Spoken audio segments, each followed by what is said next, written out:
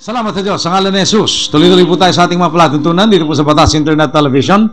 At pansamantala nating pinuputol yung Kakampi Mo ang Batas sa Radio TV Column upang bigyang daan ang ating palatuntunan ngayong umaga. Kakampi Mo ang Batas sa DYMS Action Radio Katbalogan. Sabayan po dito sa Kakampi Mo ang Batas alas 11:15 dito po sa DYMS Action Radio at sa Batas Internet Television at Batas Internet Radio sa ilalim po ng internet website www.batasradio.com. Napapanood po kami buong Pilipinas, napapanood po kami buong mundo. Kaya't sabihan po niyo yung mga kamag-anak, kaibigan, kakilala na nasa Luzon, Visayas, Mindanao, nasa Amerika, Europa, Britanya, Australia at kung saan-saan pa. Maaari po kayo manood sa amin dito at makinig sa pamamagitan ng internet website www.batasradio.com. Sabayan po tayo dito po sa DYMS Action Radio Katbalogan at meron po tayong panahuin si Kaka Pepe Erestain, dating Commissioner ng Civil Service at datong City Fiscal ng Quezon City. Ayan, pabamatiin po natin siya pagkatapos po nating sumingkaw sa DYMS Action Radio Katbalogan. 20 minutos na nakalabay hanggang alas 11. Di naman ko linya telepono at Atty. Milanio Bakas Mauricio. Welcome na ito mga kasagayan. Atong maupay nga Biyernes nga Atty. Maupay nga Biyernes nga aga gihapon. Konsehal Elmer Tafalla, maupay nga aga mga kabugtuan, mga kasangkayan. Damong salamat. Salamat sa Diyos sa ngalan ni Jesus sa araw na ito na ginawa ng Diyos. Kaya tayo magalak at magdiwang at magbigay pupuri sa dakilang lumikha sa lahat ng ating iniisip, sinasalita at ginagawa. Narito po ang inyong palatuntunan Kakampi Mo ang Batas sa DYMS Action Radio Katbalogan. Sabayan po dito sa Batas Internet Television, Batas Internet Radio sa ilalim ng internet website www.batasradio.com.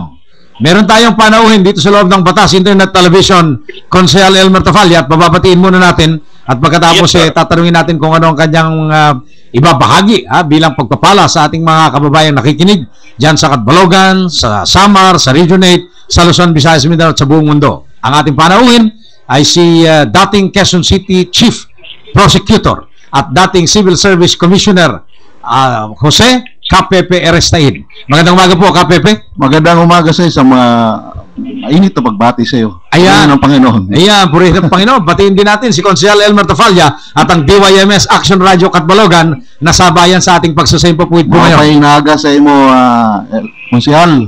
Ayan. Maayong buntag sa mga binisaya. Maayong aga sa mga... umaga din po, Kapipe. Baka may mga Bicolano dyan. Diyos marahin lang daw sa Indo Boss. Sigurado mo marami. Alam niyo mga Bicolano, very prolific.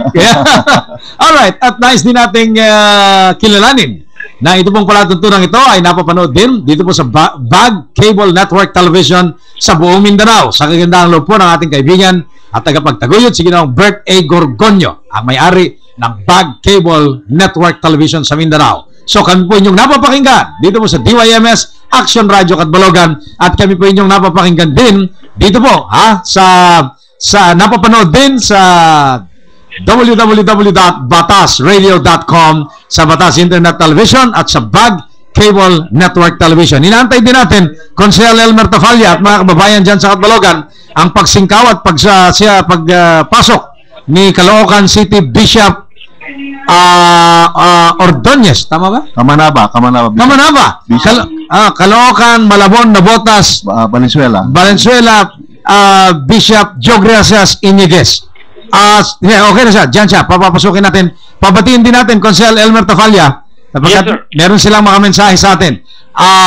Okay, Bishop Jogriasas Iniguez ng Kamanava sa Metro Manila area. Magandang umaga po sa inyo. Batas at sa ating mga tagapakinig at sa inyong mga panawin dyan, isang mabiyayang araw. Opo, tayo po sabayang napapakinggan Bishop Jogriasas Iniguez sa ating palatuntunan. Kasama po si Commissioner Kapepe Erestain at napapakinggan po tayo sa Katbalogan City sa buong Samar at Region 8 sa pamamagitan po ng DYMS Action Radio. Napapanood po tayo sa buong Mindanao sa pamamagitan ng Bag Cable Network Television at napapanood po tayo sa Luzon, Visayas, Mindanao at sa buong mundo sa pamamagitan po ng Batas Internet Television sa internet website www.batasradio.com. Kaumpisa lang po actually ng palatuntunan at sa kapahintulutan ng ating mga kasama dyan po sa DYMS Action Radio Katbalogan. Nais po namin bigyan kayo kagad ng pagkakataon, Bishop Jogriasas Iniguez, na makapagbigay. Apo. Sana hindi mo na sinabi yung coverage mo, kinabahan tuloy ako. Ninenervous ako ngayon. Ninenervous po kayo. Eh dapat po, kung kayo umiinom ng CMD, hindi na kayo ninenervous, Bishop. Opo, Bishop. Yes, sir. Ano po ang mensahe natin sa sambayan ng Pilipino sa buong mundo, Bishop Joe Gracias Indiges? Yun, ang ating mensahe ngayon ay sana masundan natin itong liturgical year ng Catholic Church. Apo. Na nagsimula tayo nung Miyerkules ng actually the celebration of the greatest portion of the liturgical year, ang Paschal season, which starts with the 40 days of preparation, ang Lent. Okay, opo. And indeed, ang pangailangan po sa panahon ngayon ay yung pong pagsunod sa mga utos at tuntunin ng Diyos upang lalong makamit ng ating sambayanan ng pagpapala, paggabay at proteksyon ng dakilang Diyos, lalo't iisipin, nakaharap po tayo sa isang maselang gawain sa Mayo. Tama yan, no? Kaya we are invited as usual to realize and to work towards wholeness, no, according to God's plan. No? That's right. Wholeness of the person, wholeness of the community, wholeness of creation. Opo, napakaganda po niyan. At kami po ay pinagpala ngayong umaga sapagkat no less than the Bishop Joe Gracias Indiges ang kasama po namin sa ating palatuntunan. At I am sure nabibiyan, pinagpapala din po ang mga taga-Catbalogan, ang mga taga-Samar, at sa mga taga-Region 8 na nakikinig po sa atin sa pamamagitan po ng DYMS Action Radio sa Catbalogan. Okay. Maraming salamat po sa pagkakataong ito. Opo. At narito po actually si Kapepe Restain at mukhang meron siyang mensahe para sa lahat sa atin. Kapepe Restain? Well, una-una, magandang umaga po, Bishop. Kaya po, magandang umaga.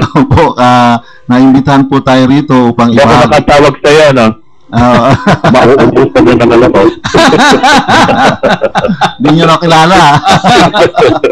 Maganda na pong buhok ngayon.